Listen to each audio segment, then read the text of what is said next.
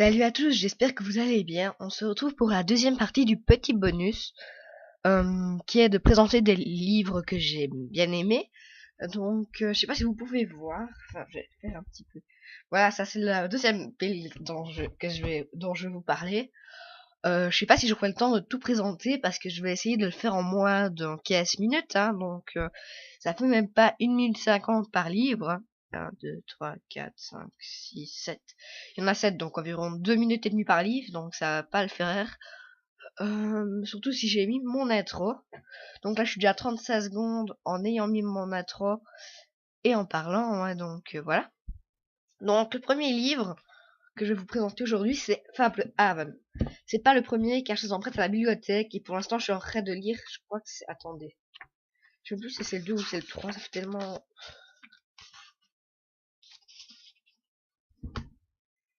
Non, mais il a été commenté par celui qui a écrit Eragon, dont je vais vous parler aussi, et fait marquer l'une des meilleures séries que j'ai lues. Je pense que c'est le 2 ou le troisième, je ne sais pas. Donc voilà. Je vais vous lire le résumé, même si c'est pas le premier, je suis vraiment désolée. Donc voilà. Un nouveau péril menace le sanctuaire secret de Fable Haven. Le refuge des créatures fantastiques dont les grands-parents de Condra et Seth sont les gardiens. Un terrible fléau se répand à travers le domaine, transformant ses habitants en êtres maléfiques. Mais qui est à l'origine de ce mal? Et qui pourrait sauver la réserve? Seth et Condra doivent agir vite avant que le fléau de l'ombre n'ait définitivement plongé le sanctuaire dans le chaos. Mais les traîtres au service de la société de l'étoile du soir sont parmi eux. Donc voilà, c'est un roman qui m'a beaucoup plu. Je crois que c'est le troisième ou le quatrième, mais je pense qu'il y en a 6 ou 7, donc voilà. Je vais aussi vous parler de livres que je n'ai pas ici. Hein. Alors ici c'est Charmet ou Chaomet, je sais pas comment ça se dit. La dernière note. C'est le seul que j'ai, mais j'ai franchement à donner erré. Les autres, je les cherche en e-book. Et oui. Je l'ai eu en 2008, hein, donc voilà. C'est le dernier qu'ils avaient. Donc vous voyez, il a fait un bon bout de chemin.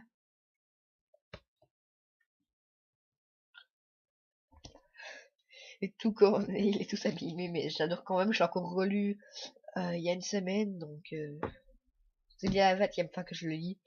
Et franchement, je l'adore. J'en suis tombé amoureux. Et oui, on peut tomber amoureux de livres. C'est une nouvelle mode, vous connaissez pas? Donc le troisième roman, c'est Les Chevaliers d'Émeraude. J'ai lu toute la saga. C'est Anne Robillard qui l'a écrite. Il y a 12 livres dans la première saga. Et dans la deuxième, ça s'appelle Les Héritiers d'Ankidiab. Il y en a 5. Je suis au quatrième parce que le cinquième n'est pas encore sorti en français. Il est qu'en anglais, donc bah, attendre. Dommage. Donc je vais vous lire un petit résumé.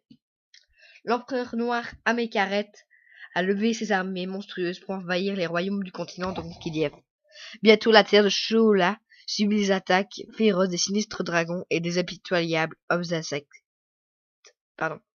Pourquoi les troupes d'Amékaret reviennent-elles sur le continent après des siècles de paix, mettant à feu et à sang le royaume glacé de Shola? Les 7 chevaliers d'émeraude, 6 hommes et une femme, sont les seuls à pouvoir percer ce mystère, inverser le destin et repousser les forces du mal. Ils devront pour cela accomplir l'étrange prophétie qui lie Kira, une petite fille de 2 ans, au sort du monde. Donc voilà, c'est un livre qui m'a énormément plu. Comme je vous l'ai dit, j'ai lu les 12 premiers livres et j'ai commencé à lire la deuxième saga de 5 livres. Je suis au quatrième car le cinquième n'est pas encore sorti en français. Et pourtant il est sorti en 2012 en anglais, donc ça devrait pas tarder. Donc voilà, cette vidéo fera sûrement moins que la première, hein, faut le savoir. Alors maintenant, c'est un livre, c'est le premier roman policier que je lis, pardon. Et il m'a énormément plu aussi, donc voilà. Ça s'appelle L'ennemi public numéro 2. Je vais vous lire le résumé, hein, comme je fais à chaque livre. Après avoir partagé la cellule de l'ennemi public numéro 1, la vie du jeune Nick Diamond bascule. Une fois sorti de prison, il devient à son tour l'ennemi public numéro 2. Et les successivement menacé, pourchassé, frappé, ligoté sur des rails et à moitié noyé. Quel enfer! Alors, je vais vous lire, parce que c'est 3 livres de la même série. C'est la série des frères Diamant. Diamanté, je sais pas comment ça se dit. Le Faucon Maltais. L'ennemi public numéro 2, celui-ci. J'ai rabaissé un petit peu l'appareil photo. Et Devine qui l'a tué. Donc voilà, c'est un livre qui m'a énormément plu, même si je ne l'ai lu qu'une fois. Je l'ai lu il y a 1 an et demi déjà, donc ça date. Mais j'en suis successivement tombé amoureux. Successivement. Vraiment tombé amoureux. Donc voilà. Il nous reste plus que 3 livres, mais celui-ci, je veux beaucoup vous en parler. Je l'ai lu 4 fois. Ces 4 fois ont été bah, à chaque fois que je l'ai lu, j'étais soit en colère, soit triste, etc. Et c'est un livre normalement italien. Ça s'appelle Le Dernier Rêve de Silvana de Maui, de la collection Wise Arben Mitchell. Alors je vais vous lire le petit résumé, plus la phrase qu'on dissout, enfin plus la prophétie, hein, sinon le livre n'existerait pas. Quand le dernier dragon et le dernier elfe briseront le cercle, le passé et le futur se rencontreront, le soleil d'un nouvel été brillera dans le ciel. Ça c'est la prophétie. Et maintenant, le résumé. Dans un monde obscur, battu par les pluies, le jeune Yorsh, le dernier des elfes, a dû fuir son village dévasté. Un homme et une femme vont le conduire jusqu'aux terres du dernier dragon, dont il deviendra le gardien, afin d'accomplir une ancienne prophétie. Mais Yorsh ignore que cette prédiction en cache une autre, qui l'entraînera plus loin encore. Il sortit en 2000, non, même pas en 2004. Magnifique épopée, fantasy. Le dernier elfe a reçu en 2004 le prestigieux prix Anderson italien du roman de jeunesse. Franchement, j'ai adoré ce livre. Désolé pour la luminosité, mais bon. C'est la collection. Attendez. Ben, c'est ce que je vous ai dit tout à l'heure. Ce livre est un chef-d'œuvre.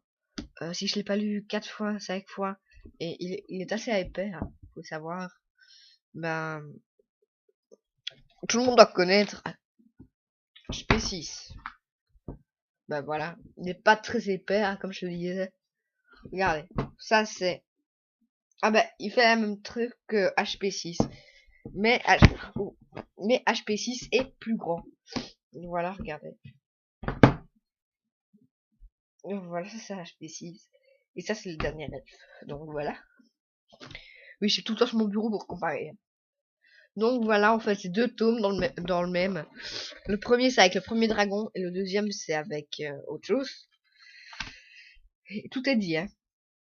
Alors, deviendra le gardien afin d'accomplir une ancienne prophétie, mais York ignore que cette prédiction en cache une autre. Donc, le premier tome, c'est la première prophétie, et le deuxième tome, c'est la deuxième prophétie. Et tout est rassemblé dans le même livre, hein. C'est divisé en 2 parties, mais c'est bien marqué. Attendez, il faut que je retrouve. Chapitre 14, c'est pas là.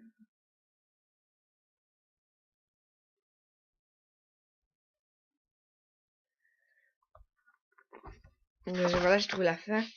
Livre second, le dernier dragon. Donc voilà. Regardez, ça c'est le premier livre. Il fait 130 pages.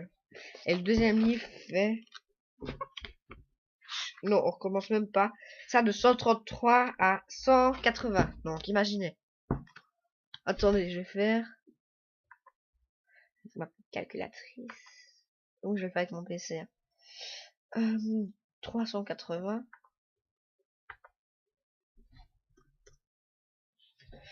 20 moins 130. Ouais, c'est pour être sûr, parce que je sais la réponse, mais j'en suis pas sûr. Ça fait 250 pages, le deuxième, et 130 le premier. Donc c'est un magnifique livre, je vous conseille de le lire. Si vous ne l'avez pas trouvé sur ebook, je sais pas moi, mais lisez-le. C'est un magnifique livre, comme dit plus tôt. Alors ici c'est un livre que j'avais dû acheter pour l'école, mais j'en suis tombé amoureux. Je n'ai lu qu'une fois parce qu'il m'a fait drôlement peur. C'est La Nuit de la 25e heure. Enfin, pas drôlement peur, mais pas eu trop envie de le relire. Alors voilà, je vais vous lire le petit résumé. D'abord, alors La Nuit de la Masse qui meurt de Edward O'Gain de la catégorie de la collection Grande Personne. Alors, il est sorti en 2012, donc il est quand même assez récent. Dan, adolescent mal dans sa peau, passe ses vacances d'automne avec son père dans un complexe de loisirs. Bungalow en forêt, vélo et piscine sous dôme. La mère est partie, le père boit trop, ça ne va pas fort. Le garçon remarque Lexi, étrange jeune fille qui nage jour après jour dans un étang glacial. Lexi est drôle, lui donne confiance en lui, mais est aussi terriblement mystérieuse. Désolé pour les accrochages. Qu'en est-il de ses bleus sur son visage, plus marqués à chaque rencontre, de ces blessures qui apparaissent à leur tour sur le corps de Dan, et pourquoi l'amant de la jeune fille égrène-t-elle les secondes à rebours? Pourquoi semble-t-il être la seule à la voir? Une seule chose est sûre, avant le passage à l'heure d'hiver, là c'est qui meurt, Dan risquera de tout mettre au jour pour la menace qui pèse sur Lexi et briser leur sacre. Ah, je vais recommencer ce paragraphe-là. Une seule chose est sûre, avant le passage à l'heure d'hiver, Dan risquera tout pour mettre au jour la menace qui pèse sur Lexi et briser le cercle de terreur. Un trieur surnaturel s'entend mort. Alors, voilà, c'est un magnifique livre, je vous conseille vraiment. En fait, tous les livres que j'ai ici, je vous les conseille. Alors, voilà ce qu'on a déjà fait. Voilà. Et voilà ce qui nous reste. Alors, ça, tout le monde devrait connaître. Enfin, à mon avis, si vous avez aimé... Enfin, si vous connaissez le Seigneur des Anneaux. Et, attends, je vais cacher, hein. Et J.K. Rowling, hein, Harry Potter. Vous devez connaître aussi. Et Eragon. Je l'en 3 fois. Donc, j'ai aussi le 2 ici dans ma bibliothèque. Et j'ai le 3 en bas, car je suis en train de le relire. Voilà, faut savoir que le premier est plus petit. Non, pas plus petit. C'est un tout petit peu plus petit. Ah, je sais pas si vous pouvez le voir. Il est un tout petit peu plus petit de 3 mm. Ou c'est peut-être moi qui le mal, je sais pas. Donc je vais cacher celui-là, hein, car je n'ai pas terminé de le relire. Alors, c'est Eragon, hein, comme tout le monde doit le savoir. C'est de Christopher Paolini. Bah, en fait, c'est celui qui avait commenté Fable Hard.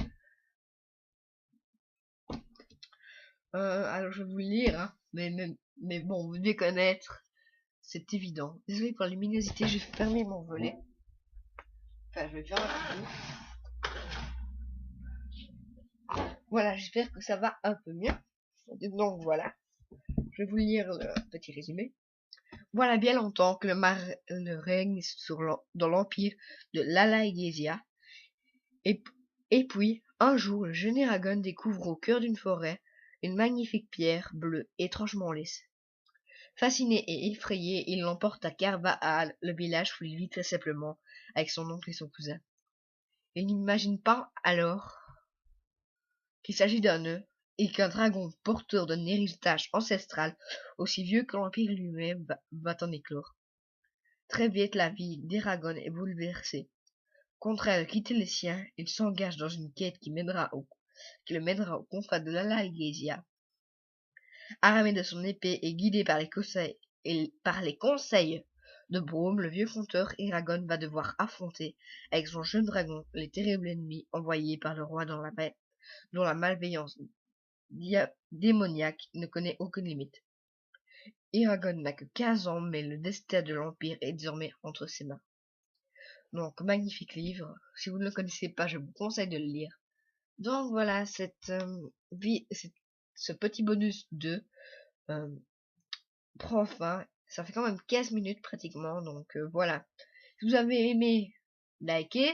Si vous n'avez pas aimé, ben dislikez. Qu'est-ce que vous voulez que je vous dise? Commentez, partagez et abonnez-vous. Bye!